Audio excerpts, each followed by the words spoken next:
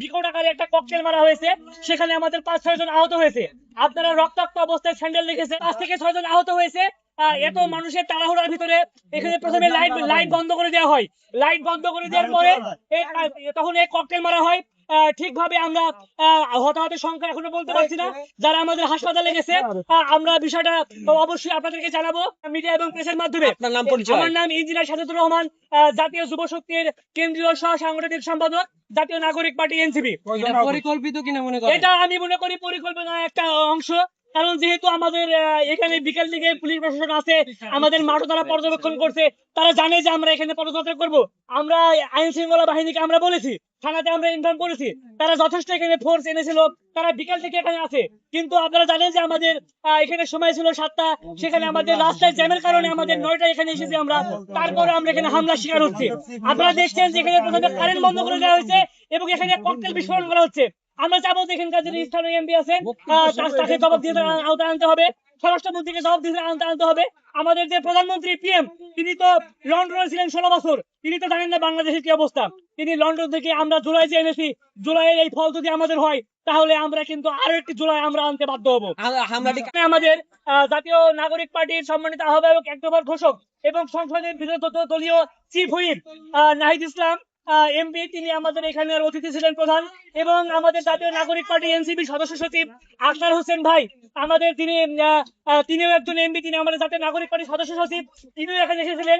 এছাড়া আমাদের যিনি আহতের বিষয়ে আপনারা দেখেন যে আমাদের যে এখানে বক্তব্য রাখাকালীন সময়ে আপনারা দেখেছেন যে আমাদের এখানে বিকট আকারে একটা ককটেল মারা হয়েছে, সেখানে আমাদের 5-6 জন আহত হয়েছে।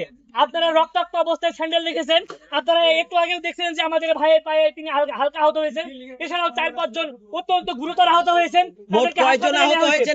এখানে 5 থেকে 6 জন আহত হয়েছে। এত মানুষের তাড়াহুড়ার ভিতরে এখানে প্রথমে লাইট বন্ধ করে দেওয়া হয়। লাইট বন্ধ করে দেওয়ার পরে তখন এই ককটেল মারা হয়।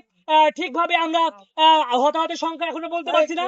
যারা আমাদের হাসপাতালে গেছে, আমরা বিষয়টা অবশ্যই আপনাদেরকে জানাবো মিডিয়া এবং প্রেসের মাধ্যমে। আপনার নাম পরিচয়? আমার নাম ইঞ্জিনিয়ার সাজেদুর রহমান, জাতীয় যুব শক্তির কেন্দ্রীয় সহ সাংগঠনিক সম্পাদক, জাতীয় নাগরিক পার্টি এনসিপি। পরিকল্পিত কিনা মনে করেন? এটা আমি মনে করি পরিকল্পনার একটা অংশ। কারণ যেহেতু আমাদের এখানে বিকেল দিকে পুলিশ প্রশাসন আছে, আমাদের মাঠও তারা পর্যবেক্ষণ করছে, তারা জানে যে আমরা এখানে পদযাত্রা করব। আমরা আইন শৃঙ্খলা বাহিনীকে আমরা বলেছি, থানাতে আমরা ইনফর্ম করেছি, তারা যথেষ্ট এখানে ফোর্স এনেছিল, তারা বিকাল থেকে এখানে আছে। কিন্তু আপনারা জানেন যে আমাদের এখানে সময় ছিল 7টা, সেখানে আমাদের রাস্তায় জ্যামের কারণে আমাদের 9টা এখানে এসেছি আমরা। তারপরে আমরা এখানে হামলার শিকার হচ্ছি। আপনারা দেখছেন যে এখানে প্রথমে কারেন্ট বন্ধ করে দেওয়া হয়েছে এবং এখানে ককটেল বিস্ফোরণ করা হচ্ছে। আমরা চাবো যে এখানকার যিনি স্থানীয় এমপি আছেন, তাকে জবাব দিয়ে আওতায় আনতে হবে, স্বরাষ্ট্রমন্ত্রীকে জবাব দিয়ে আনতে হবে। আমাদের যে প্রধানমন্ত্রী পিএম, তিনি তো লন্ডনে ছিলেন 16 বছর, তিনি তো জানেন না বাংলাদেশের কি অবস্থা। তিনি লন্ডন থেকে আমরা জুলাই যে এনেছি, জুলাইয়ের এই ফল যদি আমাদের হয়, তাহলে আমরা কিন্তু আরো একটি জুলাই আমরা আনতে বাধ্য হবো। হামলাটি কারা করে থাকতে পারে বলে আমি মনে করছি যে আমাদের এখানে হামলাটি যারা করেছে তারা আমরা এখনো নিশ্চিত না, কিন্তু আমরা মনে করছি যে যারা বর্তমানে আমরা চক্ষুশূল হয়েছি, যাদের কারণে আমরা বর্তমানে রয়েছি, আপনারা জানেন যে বিষয়টা কি, যারা হামলা করেছে তাদের আমরা ইনশাল্লাহ নিশ্চয়ই প্রমাণ পাবো। কিন্তু এখানে স্পষ্ট স্বরাষ্ট্রমন্ত্রী জবাব দিতে চাই, এখানে স্পষ্ট তারেক রহমানের জবাব দিতে চাই, এখানে স্পষ্ট ঢাকাতে 19 আসনের এমপি সালাউদ্দিন সাহেব, তারও আমরা এখানে সুষ্ঠু তদন্ত চাই, তারা জড়িত আছে কিনা আমাদের জানতে চাই। কোথায় নেওয়া হয়েছে?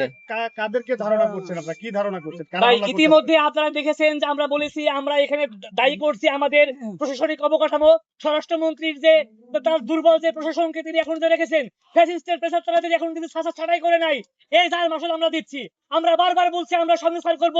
16 বছরে যত আওয়ামী পুলিশ ফ্যাসিস্ট রয়েছে, এই প্রশাসন সংস্কার না করার, আওয়ামী লীগকে বিচারের আওতায় না আনার এবং আমাদের যে জুলাই যে গণঅভ্যুত্থান হয়েছিল, জুলাই সনদ বাস্তবায়ন না করার ফল এখন আমরা পাচ্ছি।